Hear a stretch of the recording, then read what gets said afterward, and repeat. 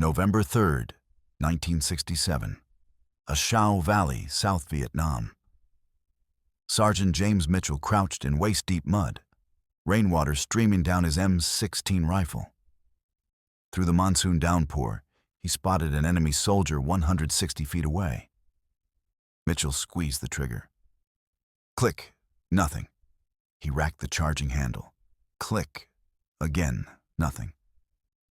The bolt was jammed solid with mud. The North Vietnamese soldier raised his weapon, an AK-47, and fired 6 rounds. Through the rain, through the mud, without hesitation. Mitchell hit the ground as bullets snapped overhead. His brand-new, technologically advanced M16, the pride of American military engineering, had become a 7-pound paperweight. Meanwhile, the enemy's crude Soviet rifle, built by a tank mechanic in 1947, just kept working. The confidence before the fall. Rewind to January 1965. Fort Benning, Georgia. Lieutenant Colonel Thomas Brennan stood before 200 recruits, holding up an M16 rifle like it was Excalibur itself. "Gentlemen," he announced with a grin that could sell used cars, "this is the future of warfare. Lightweight, accurate, high velocity. The most advanced infantry weapon ever created." He set it down and picked up an AK-47 captured in Vietnam. "And this," he said, barely hiding his contempt, "is what the enemy carries. A crude, stamped steel piece of Soviet junk, heavy, inaccurate beyond 1,000 feet, built by a country that can't even make a decent refrigerator." The recruits laughed. Of course they did. They'd grown up in America, land of Cadillacs, color TV, and moon rockets. The Soviets? They lived in gray apartment blocks and waited in line for toilet paper. How could their weapons possibly compete with American innovation? Brennan continued. The M16 fires a .223 caliber round at 3,200 feet per second. That's faster than any previous infantry rifle. The lightweight round means you can carry more ammunition. The rifle weighs just 6.5 pounds. The AK-47 weighs 9.5 pounds and fires a big, slow 7.62 millimeter cartridge. It's the difference between a sports car and a tractor. One recruit raised his hand. "Sir, what happens if the M16 gets dirty?" Brennan smiled. "Son, this weapon is self-cleaning. The gas system and chrome-lined chamber mean you'll rarely need to clean it. That's the beauty of American engineering. We've eliminated the weaknesses of older rifles." What Brennan didn't mention, what nobody mentioned, was that the M16 hadn't actually been tested in jungle conditions. Not really. The Army had done some tests in Panama, but those were controlled environments. Perfect conditions, clean ammunition, ideal circumstances. The AK-47, on the other hand, had been tested in the only way that mattered, by being used for 18 years in every hellhole on Earth. Korea, the Middle East, Africa, jungles, deserts, Arctic conditions, by trained soldiers, untrained peasants, and everyone in between. It had been dropped in rivers, buried in sand, and left in snowbanks. And it kept working. But American soldiers didn't know that yet. They were about to learn the hard way. The genius nobody believed in. Let's talk about the man who created this crude Soviet junk. His name was Mikhail Kalashnikov, and his story should have been a warning to anyone who underestimated Russian engineering. Born in 1919 to a peasant family in Siberia. When he was young, his entire family was labeled kulaks, wealthy peasants, by Stalin's regime. Never mind that they were dirt poor. The label stuck, and they were deported to Siberia. This was Kalashnikov's childhood. poverty, exile, survival. He joined the Red Army as a tank mechanic in 1938. Not because he loved Stalin, because it was that or starve. When the Germans invaded in 1941, Kalashnikov was a tank commander. In October 1941, his T-34 took a direct hit from a German shell. He barely survived. Shrapnel in his shoulder, burns across his body. 6 months in the hospital. While recovering, he heard other wounded soldiers complaining. They had these old Mosin Nagant rifles from 1891. Bolt action, 5 rounds. Meanwhile, German soldiers had MP-40 submachine guns, 32 rounds of automatic fire. The math wasn't working in Russia's favor. Kalashnikov started sketching.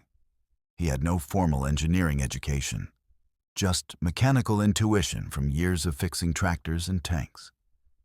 He designed a rifle that used the simplest possible mechanism, stamped steel instead of expensive milling, loose tolerances instead of precise machining, a gas-operated piston system so simple a child could understand it. In 1947, after several prototypes, the Soviet Army adopted his design, the Avtomat Kalashnikova, 1947, a K-47. Soviet generals looked at it and saw exactly what American officers would see 2 decades later. A crude weapon, too heavy, not accurate enough for their liking, made from cheap materials. But one general understood. "We're not trying to win shooting competitions," he said. "We need a rifle that works when everything else fails." That general was right. Because Kalashnikov hadn't designed a precision instrument, he designed a weapon that would function in the apocalypse. The philosophy gap. Here's what American weapons designers in the 1950s believed. Modern warfare was about precision, long-range accuracy, lighter soldiers carrying more ammunition.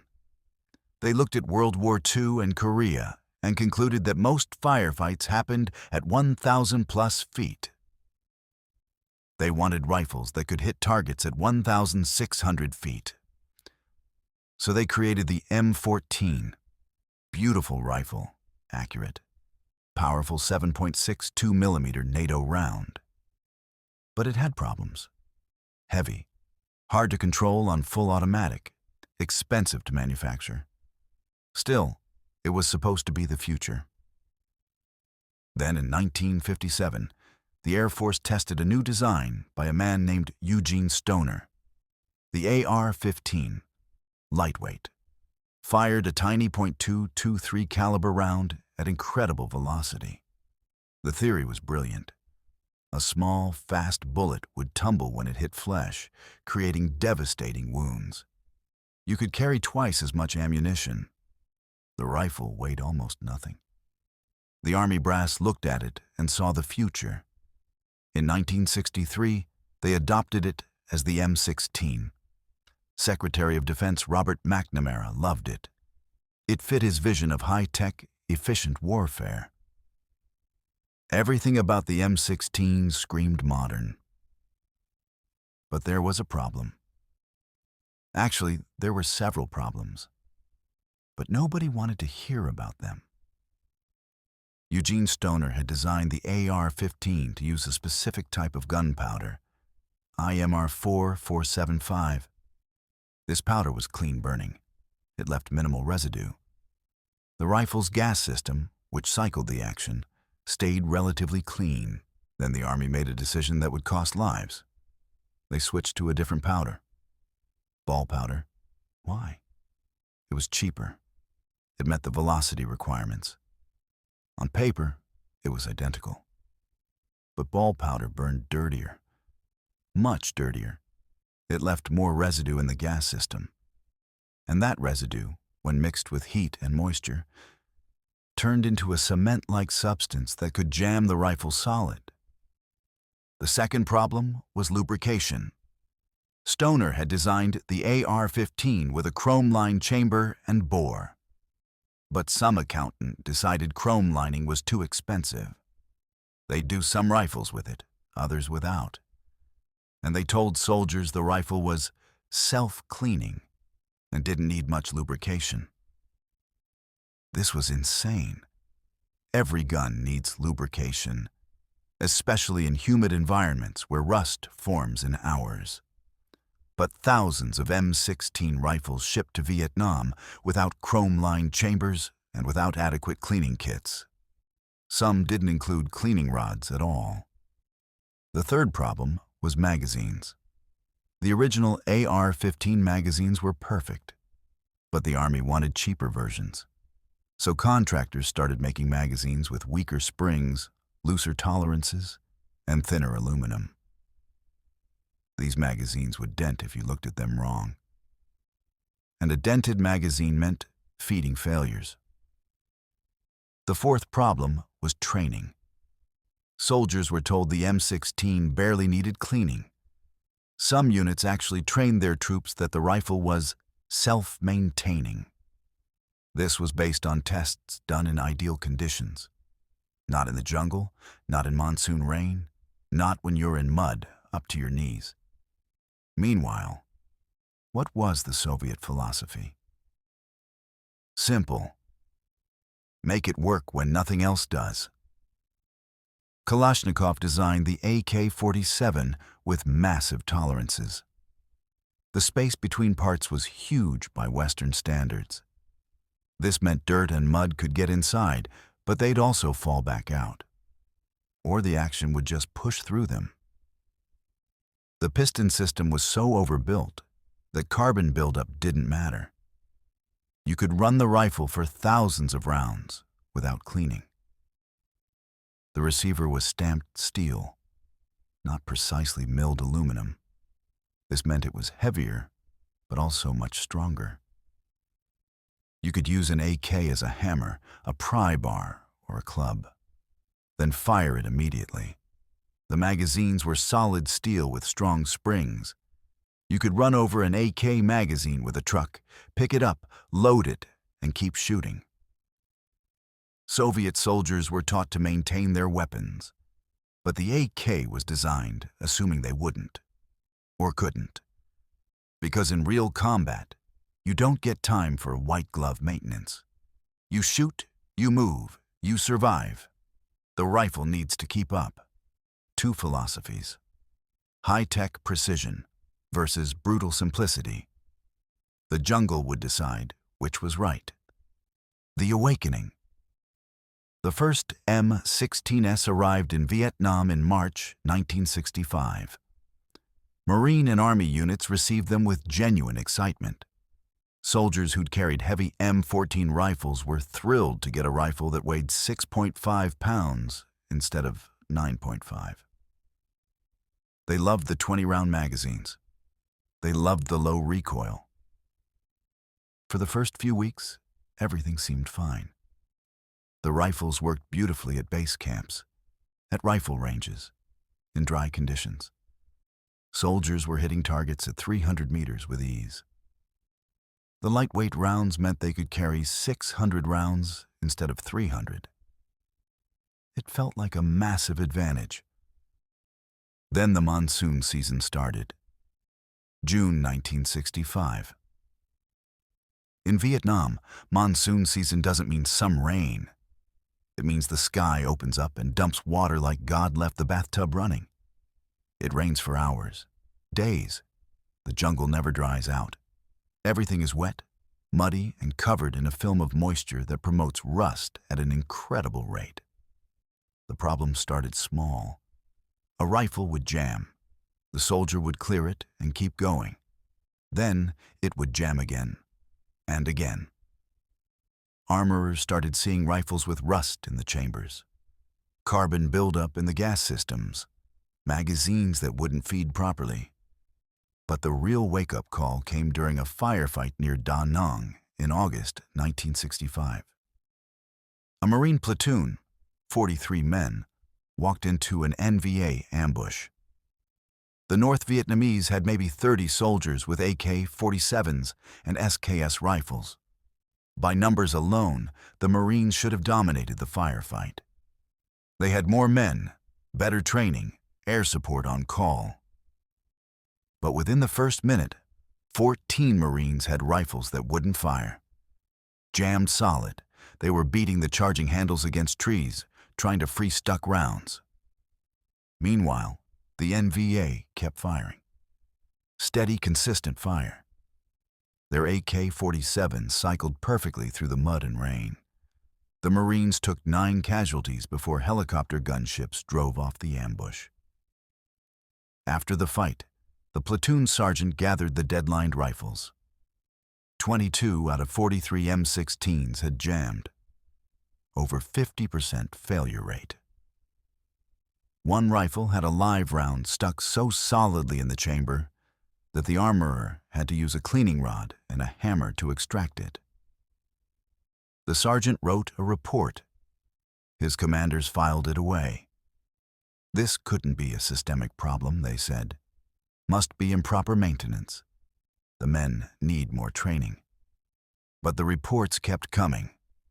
A company in the Central Highlands had 65% of their rifles jammed during a battle. An ARVN unit abandoned their M16 and picked up captured AK-47s because they were more reliable. Soldiers started writing letters home, begging their families to send cleaning supplies because the Army wasn't issuing them. Marine Corps Rifleman 19 reported in October 1965. We left with 72 men in our platoon and 72 M16 rifles. By the time we made contact, we had 19 rifles that worked. 19. We were outgunned by an enemy we outnumbered 3-1. I picked up an AK from a dead NVA. It was caked in mud. I wiped off the bolt, loaded a magazine, and fired 30 rounds without a single stoppage. Please, God, let us get rid of these M16. The most damning evidence came from dead American soldiers. Battlefield forensics showed multiple cases of soldiers found dead beside disassembled rifles. They'd been trying to clear jams when they were killed. Some had been beaten to death with their own rifles after the weapons failed.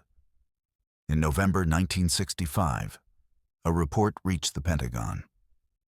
It was marked classified, but the conclusion was clear. The M16 had a critical reliability problem in jungle conditions. The recommendation was immediate. Stop deployment until the issues could be fixed. The Pentagon response? Bury the report. Blame poor maintenance. Increase training. Why? Because the United States had committed to the M16. Contracts worth hundreds of millions of dollars were signed. Factories were tooled up. The Secretary of Defense had personally endorsed the rifle. Admitting failure would mean admitting that American technological superiority was a myth. Meanwhile, North Vietnamese commanders were having very different conversations. The Americans have given themselves a broken rifle, one NVA colonel told his officers. They believe technology will win the war. We know that reliability wins battles. When you hear an American rifle jam, attack immediately. They will be trying to fix their weapons instead of fighting. This became NVA doctrine. Listen for the clicking sound of M16s jamming. That's when you attack. American soldiers noticed this pattern.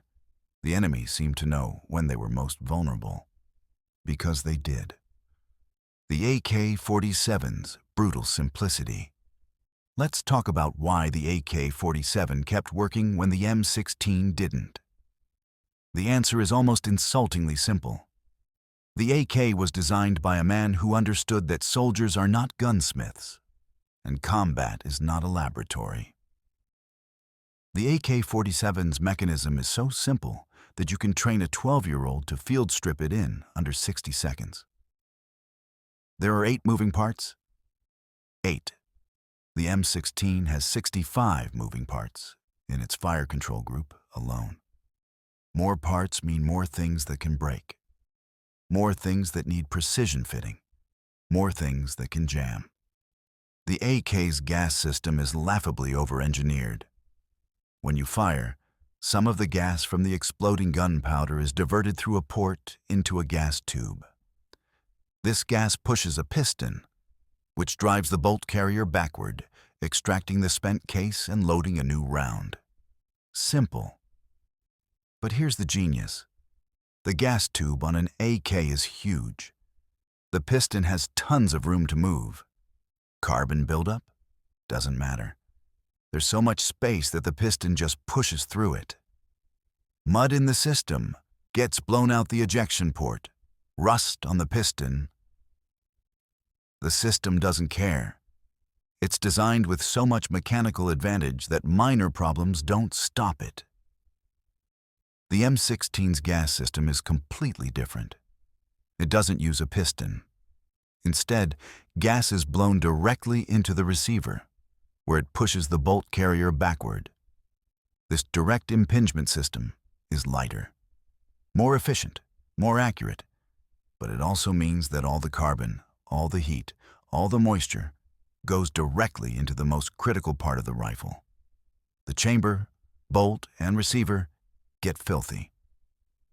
And if they get filthy enough, the rifle stops working. In clean conditions, the M16 system is superior. It's more accurate because there's no piston rattling around. It's lighter because you don't need a massive piston assembly. But in Vietnam, clean conditions lasted about 10 minutes after leaving base camp. The AK's receiver is stamped steel. This means a machine stamps the shape out of sheet metal, then bends and welds it. It's fast, cheap, and creates a receiver that's incredibly strong. You can bend an AK receiver and it'll still function. The steel is thick enough that rust is an annoyance, not a fatal problem. The M16's receiver is machined aluminum. This is sophisticated manufacturing. A block of aluminum is precisely carved into the receiver shape using computer-controlled mills. The result is lightweight and strong. But aluminum corrodes easily in humid environments. And it's softer than steel. Drop it hard enough and you can bend it out of spec. The magazines tell the same story. AK magazines are solid steel with steel followers and heavy-duty springs. They're heavy. A loaded 30-round AK mag weighs 2.2 pounds. But you can run over one with a tank, and it'll still work. The spring tension is so strong that even if the magazine gets dirty, it'll force rounds into the chamber. M16 magazines are aluminum with aluminum followers and light springs. A loaded 20-round M16 mag weighs 0.8 pounds. Amazing for carrying weight, terrible for reliability. The aluminum dents easily. The springs weaken quickly, especially in heat. The followers can tilt and cause feeding failures. Soldiers learned to only load 18 rounds in a 20-round mag because the spring couldn't reliably push 20 rounds up. Even the ammunition was designed differently. Soviet 7.62 by 39 mm rounds use steel cases with a thin copper wash. Steel is harder than brass, but it's also less forgiving. The Russians knew this, so they made their chambers extra wide. A slightly deformed case? No problem. Dirt in the chamber? The loose tolerances mean the round will still chamber. American 5.56 mm rounds used brass cases with precise dimensions. Brass is softer and seals better, which means higher pressures and better velocity. But brass is also less durable, and if a brass case gets a tiny dent, or if there's dirt in the chamber, it won't chamber properly. With the M16's tight tolerances, this meant jams. There's a famous test that illustrated the difference perfectly. In 1967, a weapons instructor in Okinawa conducted an unofficial test. He took an AK-47 and an M16. buried both in mud for 24 hours, pulled them out, loaded them without cleaning, and fired. The M16 fired 1 round and jammed. The AK fired 30 rounds without stopping. The instructor cleared the M16's jam, fired again, 2 rounds, then another jam. He went through this process 15 times before the M16 would fire a full magazine. The AK fired 300 rounds before he stopped the test. It never jammed once. This test was filmed but never officially released. The Army didn't want evidence of the M16's problems in the public record. But copies of the film circulated among units in Vietnam. Soldiers who trusted their lives to the M16 watched that film and felt betrayed. But the most important difference between the AK and the M16 wasn't mechanical. It was philosophical. The AK was designed assuming the worst possible conditions. Kalashnikov imagined soldiers with minimal training, no spare parts, no cleaning supplies, fighting in mud, snow, sand, and rain. He built a rifle that would work anyway. The M16 was designed assuming ideal conditions: clean ammunition, regular maintenance, trained armorers, dry storage. It was a sports car built for a racetrack, then deployed to a demolition derby. By 1967, soldiers were making their own decisions about which philosophy they trusted. The breaking point. March 1967. Hill 881 South, Khe Sanh. The Marines defending this hill were elite. 2nd Battalion, 9th Marines. These weren't fresh recruits. They were hardened combat veterans who'd seen action across I Corps. They knew their jobs, they knew their weapons, and they were in serious trouble. The NVA had launched a massive assault. Hundreds of soldiers charging up the hill under mortar cover. The Marines had the high ground, pre-sighted fields of fire, and superior numbers. This should have been a massacre. The NVA should have been cut down before they got halfway up the slope.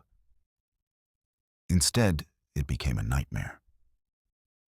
In the first 5 minutes of combat, 37 Marines had rifle failures, not jams they could quickly clear, complete stoppages, bolts locked up, rounds stuck in chambers, gas systems fouled solid, magazines that wouldn't seat. 18-year-old kids were screaming for help as they frantically tried to clear their weapons, while enemy soldiers got closer. Closer. Sergeant Mitchell, the same man from our opening, was there. He watched Marines die because they were fighting their rifles instead of the enemy. He saw a rifleman get bayoneted because his M16 jammed mid-magazine. Watched another Marine try to use his rifle as a club after it stopped working, only to have it break apart in his hands because the aluminum receiver cracked. The Marines held the hill, but only because helicopter gunships and artillery turned the hillside into a moonscape. After the battle, the battalion commander filed a report that ended his career. He wrote, "I will not lead Marines with weapons that fail them in combat. The M16 is not combat ready. It is killing Marines." He was relieved of command within a week. The official reason was loss of confidence. The real reason was that he told the truth. But this time, the story didn't stay quiet. A young Marine wrote a letter to his congressman. The letter was raw, angry, and detailed every failure his platoon had experienced. "Our rifles are getting us killed," he wrote. "Please help us." That congressman was James J. Howard of New Jersey. He took the letter to the Armed Services Committee. Other congressmen started receiving similar letters, hundreds of them, all describing the same problems, all begging for help. In May 1967, the House Armed Services Committee launched an investigation. What they found was damning. The Army's own testing documents showed that the M16 had a critical failure rate in humid conditions. These tests had been conducted in 1964. The results had been classified and buried. Colt, the manufacturer, had warned that changing the powder type would cause problems. The warning was ignored. Eugene Stoner himself had testified that chrome-lined chambers were essential for jungle environments.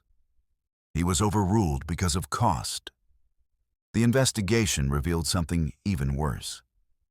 Soldiers were dying not because of enemy action, but because bureaucrats had cut corners to save money. The committee's final report, released in October 1967, was brutal. The M16 rifle has failed to meet the needs of combat in Vietnam. Soldiers have died because of failures in weapon reliability that could have been prevented. This failure is inexcusable. Heads rolled. Contracts were canceled. The Army issued an immediate directive. Every M16 in Vietnam would be retrofitted with chrome-lined chambers, new magazines with stronger springs, cleaning kits issued to every soldier, and a little comic book, seriously, a comic book, teaching proper maintenance. But the damage was done. Soldiers had lost faith in their primary weapon. And that faith is hard to regain when you've watched your friends die because their rifles jammed. Meanwhile, the AK-47's reputation in American circles went from Soviet junk to, damn, that thing works. Captured envy. Soldiers were interrogated about their weapons. Their answers were consistent. The AK is heavy, but it never stops working.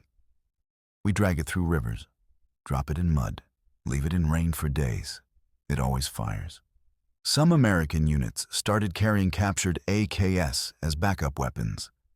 This was technically against regulations. Nobody cared. A rifle that works is better than a rifle that's technically superior. One Marine, interviewed in 1968, summed it up perfectly. I don't care if the AK is less accurate. I don't care if it's heavier. I care that when I pull the trigger, it goes bang. Every single time. The psychological impact was profound. American soldiers were supposed to have technological superiority. That was the promise. Better equipment, better weapons, better everything. But in the jungle, American rifles were failing while Soviet rifles kept working. This challenged their entire understanding of American military superiority. North Vietnamese commanders noticed the American morale problem. They started propaganda campaigns. Leaflets dropped on American positions. Your government gives you broken rifles. They don't care if you die. We have better weapons than you. Some of this was just propaganda, but some of it hit uncomfortably close to truth. By late 1967, the M16 was finally being fixed. Chrome-lined chambers, better magazines, proper cleaning kits, training programs. The rifle's reliability improved dramatically. By 1968, the M16 was actually working as intended. But the AK-47 had won the perception war.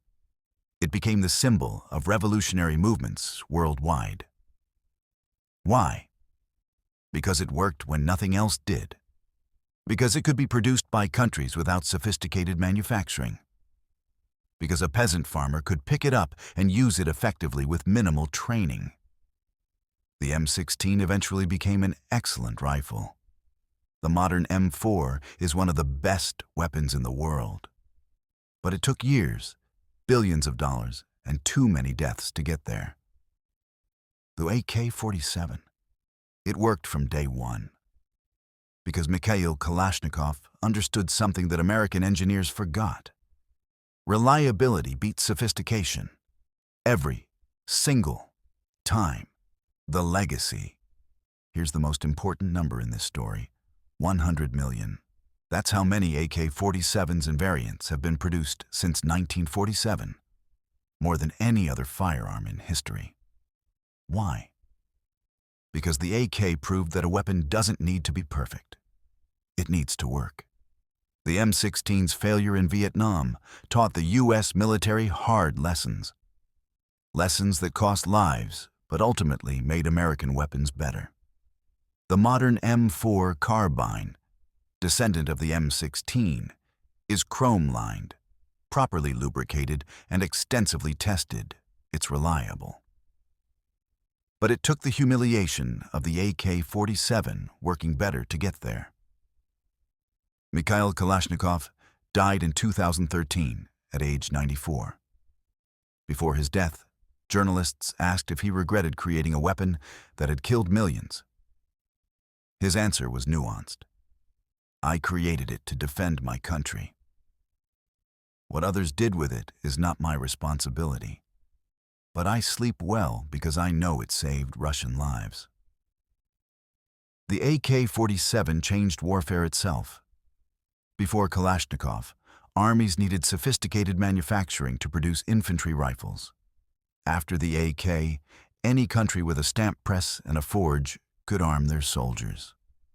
This democratized military power, for better or worse. Today, both rifles serve alongside each other in armies worldwide. The M4 is preferred by forces that prioritize accuracy and have the logistics to maintain it.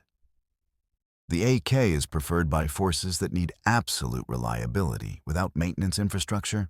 In 2015, a U.S. Special Forces officer was asked which rifle he'd choose if he could only have one for the rest of his life. He thought for a long moment, then said, "For a firefight, where I need precision at 1,300 feet, M4, no question. But if I had to bury a rifle for 10 years and then dig it up and trust my life to it, working immediately, a K-47, no contest." That answer tells you everything. The M16/M4 is the better weapon in ideal conditions. The AK-47 is the better weapon when conditions are anything but ideal. And combat is never ideal. The American soldiers who laughed at the AK-47 in 1965 learned respect for it through bitter experience. Some learned by watching their own rifles fail while AKs kept working. Some learned by being on the receiving end of reliable enemy fire. Some learned by picking up captured AKs and discovering they were better than advertised. The rivalry between these two rifles defined the Cold War. The M16 represented Western technology, sophisticated, accurate, high performance. The AK-47 represented Soviet practicality, simple, brutal, unstoppable. Both approaches had merit. But in the jungles of Vietnam, simplicity won. Today, the debate continues. Gun forums argue endlessly about AK versus AR, the civilian name for M16 pattern rifles. Each side has passionate defenders, but soldiers who've used both in combat usually have more nuanced views.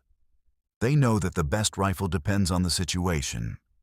What nobody debates anymore is that the AK-47 earned its reputation honestly. It worked when it needed to work, and in war, that's all that matters. The final truth. The story of American soldiers laughing at the AK-47 is really a story about assumptions. We assumed that American technology was always superior, that sophisticated meant better, that expensive meant effective. The jungle taught us otherwise. The AK-47 wasn't crude because Kalashnikov didn't know better. It was crude because crude works. The loose tolerances weren't a manufacturing flaw. They were a design feature. The heavy steel receiver wasn't old-fashioned. It was bulletproof engineering. Mikhail Kalashnikov, the peasant tank mechanic from Siberia with no formal engineering training, created the most successful weapon in human history. Not because it was the most accurate, Not because it was the lightest, but because it worked. In mud, in sand, in snow, in rain. After being dropped, after being submerged, after being buried, after being ignored and neglected and abused. It worked. That's the legacy. Not American humiliation or Soviet triumph. Just a simple truth. In war, the weapon that works beats the weapon that's better. Every single time. The soldiers who died because their M16 jams deserved better. They deserved weapons that matched the reliability of their enemies. Eventually, they got them. But the lesson came at a terrible cost. So when you hear someone dismiss the AK-47 as old technology or crude Soviet design, remember Sergeant Rodriguez in that jungle, watching his modern American rifle fail while an enemy soldier's crude weapon fired without stopping. Remember the Marines on Hill 881 fighting their own rifles instead of the enemy. Remember the letters sent home begging for cleaning supplies because the Army said the rifles were self-cleaning. The American soldiers stopped laughing at the AK-47 when they understood what it represented. Perfect reliability achieved through brutal simplicity.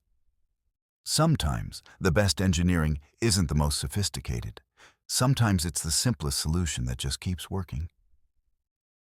And in the jungle rain, when your life depends on your rifle firing when you pull the trigger, simple beats sophisticated every time. The AK-47 taught American forces that lesson. We learned it. We fixed our rifles. We got better. But we never forgot that a Soviet rifle, designed by a tank mechanic who'd never graduated engineering school, worked better than our cutting-edge technology. That's a humbling truth. And humility in war keeps you alive.